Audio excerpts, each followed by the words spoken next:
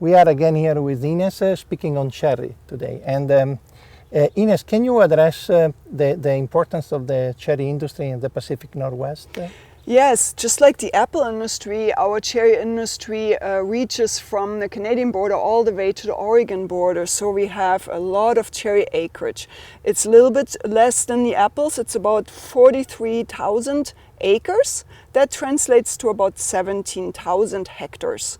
So the production volume is approximately worth $1 billion, so that's worth a lot of money. Yep. And we grow typically about 20-pound boxes in the Pacific Northwest region. Washington is the major production area, but there's also production in Oregon, Montana, Idaho, and Utah.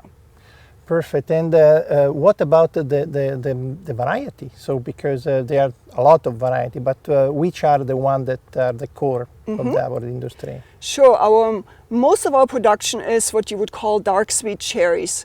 What is very special about our industry is that we actually start cherry harvest about the last week of May. And then we can harvest cherries all the way into September. And that is because we have different elevations we can work with, from 400 feet elevation all the way to 2,200 feet elevation. So we have a very long cherry season compared to other regions in the world. And our main dark sweet varieties are, of course, our Bing, but we also have an earlier variety called Chelan. And then we have some later ones, Lapins, Esquina, and Sweetheart. This is perfect. And what about the rootstock that the industry is adopting? Yes, so just like the rest of the world, the gold standard is actually the measured rootstock. Some farms produce or like to produce trees and use trees on Mahaleb rootstocks. And we also have some farmers that have moved to more intense plantings using Gisela series, especially Gisela 6, and also some of the Crims rootstocks are utilized. Thanks a lot to You're address all welcome. those things. Good morning, everybody. Today we are at the Wenatchee High, and we are with Kyle Mattison, a cherry grower, and he is the president of the Kyle Mattison Orchard and the vice president of the Research and Development Department in Stemilt.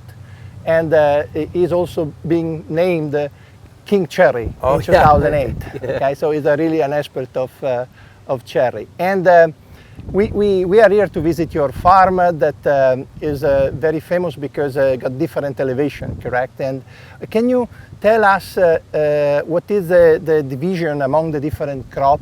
So how many acre you run, and how many acre of apple, pear, and cherry you run? Yeah, you know, I've got enough acres to scratch a living. I never want to say how many acres because I think it's the wrong perception. Okay. Say a percentage. Yeah, so I'm 80% cherries, Okay. 15% apples, and 5% pears. And so we've been farming here since 1893 when my great-grandfather homesteaded here.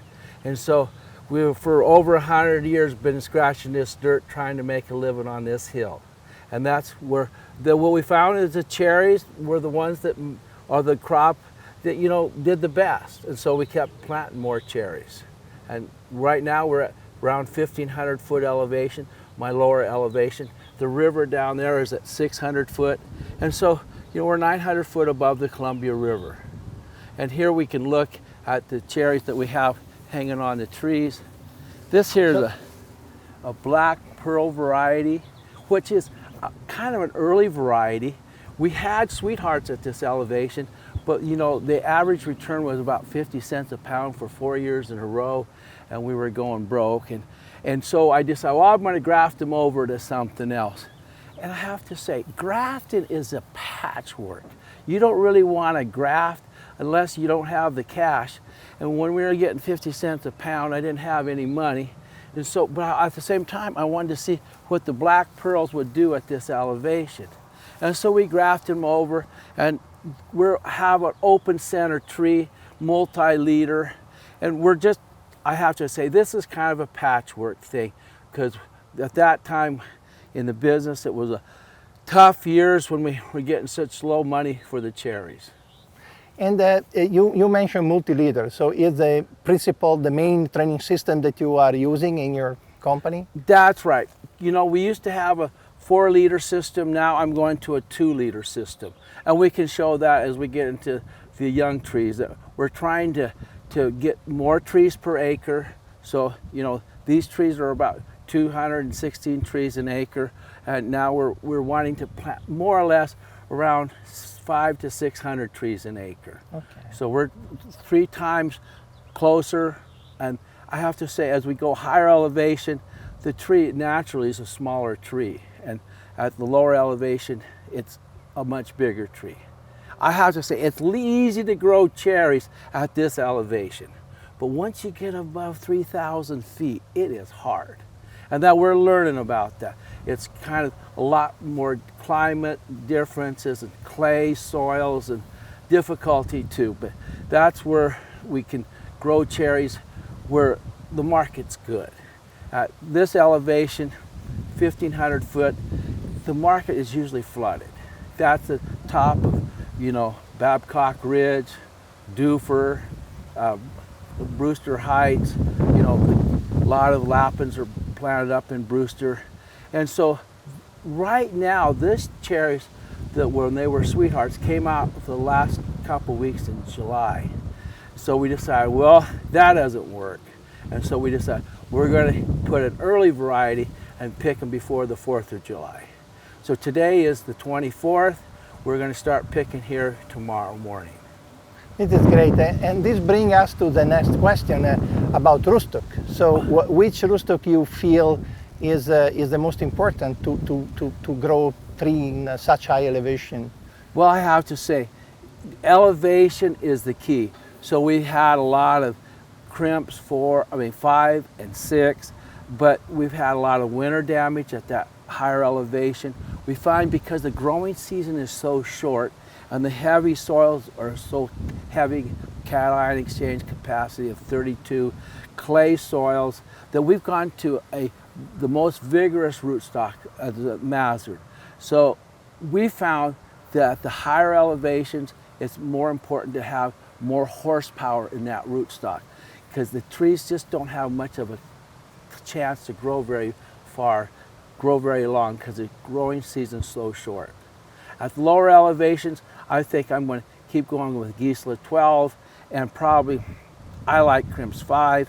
You know, the virus, you have to have clean wood, but those are my choices.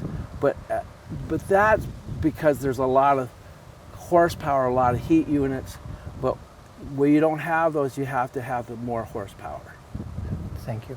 And you produce organic also. Yeah. So what is the percentage of your cherry that are growing in organic? Well, right now, I'm looking at 20% organic. I'll probably go another 40 acres this coming year, transition. And the organic thing is difficult because we want to match demand with supply.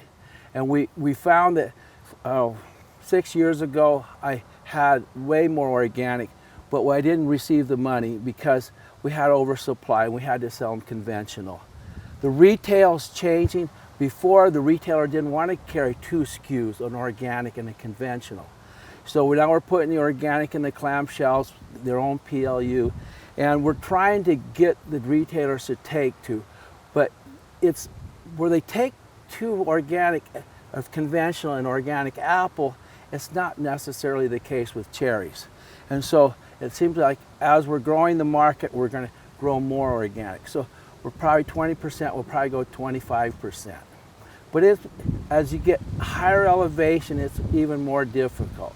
So those organic cherries will be planted below 3,000 foot elevation. Okay. So we are in a new orchard. So, what is the general idea about the new orchard? So what is the planting distance between the row and which kind of rootstock and variety you are using, Kyle? So we're using Mathison rootstock at 7 by 14 planting, and we're using a biax tree. We try to start with a biax tree that's at least 6.5, 7 foot high to start with. Then the first leaf, oh, we want to grow another 6 foot. So I want a tree that at the end of the first leaf is at least 12 foot high. And then from there, I start pulling down the branches, of course, with the twine and the string to get the laterals. And we pull this down, but they won't have fruit until next year. And so this is a third leaf tree, and you can see we've pretty much got 80% of the space filled, and we're going to, in the fourth leaf, I hope to have production that's going to be economic, and we're going to start paying the cost back for the planting. So what is the variety in this case? This one here is staccato. So this, we're at 2,450 foot elevation, and it usually will come off the second or third week in August. So I see that you got a kind of inclination of the two, orientation of the two leader. So what is the rationale behind the orientation of the two The leaders? idea is to have the one leader to block the sun from 1 o'clock to about 4 o'clock. So this is kind of, the leader is kind of helping you keep the tree shaded. And that we want morning light to come into it in the morning in the V, but then we want it to be shaded in the afternoon. And so that's why we orientate the tree. So like north-south, it would be like, 2 o'clock or 3 o'clock from the north, south direction. Yeah. So, but here, what is the orientation generally? This here is more, this isn't north-south, but it doesn't matter. We had to do it this way because of the slope. Yeah. But we still kind of orientate that leader to be that, I say, from 2 to 4 o'clock is the hottest part of the season and the hottest part of the day, and that's where we want that leader to shade. The eastern light, we want to get into the center of the tree. And this is a really good point, because you have to deal with the topography of your orchard, and sometimes you got a forced direction how to orient the orchard. So if we can plant everything north and south, we would, but here we have a lot of hills and valleys, and you can't do that. We do what we can. Great. So what is the idea of field that you are envisioning for this kind of orchard? My dream is to have 7 tons on the 4th leaf, and then I want, of course, on the 5th leaf to have 10 ton. And then hopefully we'll stay at 10 ton for the rest of the life of the tree. You know, I don't always get what I dream, but that's my dream. So it's quite common in life, unfortunately. Yes. You'll get what you dream, that's right. Yeah. Okay, so and what is the general average of production for your cherry orchard? You know, my general production is around 8 to 10 ton an acre, and that's because we're self-fertile varieties, and we have long growing season. You touch another very important point. What is the roster of variety that you are farming in your orchard? The best variety that we have today is Centennial and Staccato. And we're planting a few glories. And we have, you know, old variety would be Sweethearts. We're trying to get out of the Sweethearts because they just don't give us the size that we want. We don't like the clumping. We don't like a lot of the characteristics. They bear a lot of fruit, but when you gotta have 9.5 row cherries, it's not that easy on a Sweetheart. And it's pretty easy on Staccato and Centennial to get that fruit size. It is perfect. Thank you, Kyle. Mm-hmm. Kyle, now we are in a high elevation orchard. Can you explain us a little bit about the elevation, the rootstock, the training system, the variety? So what we are visiting now? So we're at over 3,400 foot in Wenatchee, Washington, and we're at that place where we call it the moon cherries. We're high elevation, and this particular soil is difficult because it's very heavy clays, and so we have to use a lot of compost. We plant the orchards. This one was planted 8 by 16, And that's what we have. You can see in the compost here, we have lots of different things in it. We have a lot of calcium in it. And the calcium is because it's very high in potassium. The pH of the soil is about 4.5 to 5.5, so it's fairly acid. So we're adding calcium and lime, gypsum to try to help loosen up the soil. We're putting heavy loads of compost because the soil here is so heavy, and it helps with the aeration of the roots and things.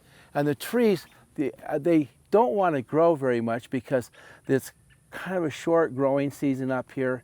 With the short growing season, you have to maximize everything. And so the soil temperatures are really cold. The snow sits in here until mid-March, end of March. And so the tree doesn't really wake up until that, third week in May when we start getting flowers. And at that time, it's kind of a rush. We have to get the biology cranking because the soil temperatures are cold. And so in order to get the biology cranking, because the biology has to go first in order for the nutrition to follow. But you can see here, as we go through here, the trees are nice, they are happy. I believe that, they're native, cherry trees are native to the Kazakh mountains in Russia, where they have cherry forests. And that's what I like about this. It seems like the cherry trees have actually come home to their forest. Here you can see we have a cherry forest right here next to a Wenatchee forest of pine trees.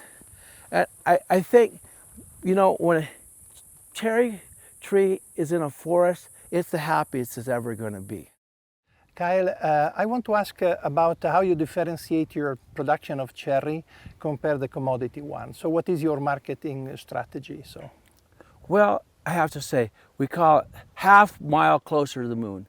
And what that means is I farm with the moon, like everything, compost in the new moon when the gravitational pull is greater to the earth.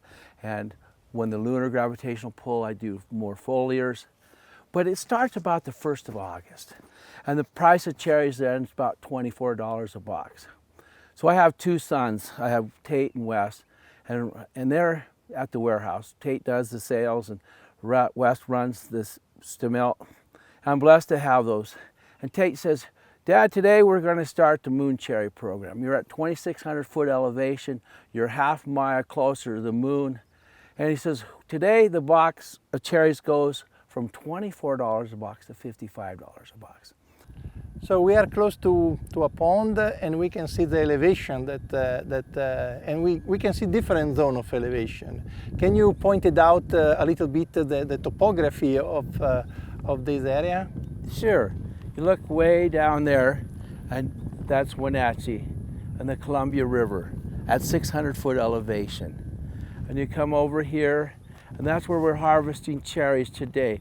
You can see the white shade cloth of the apples. That's where the black pearls are at 1,500 feet. You can see the compost at 1,600 feet. You come up and you see the warehouse at 1,800 feet.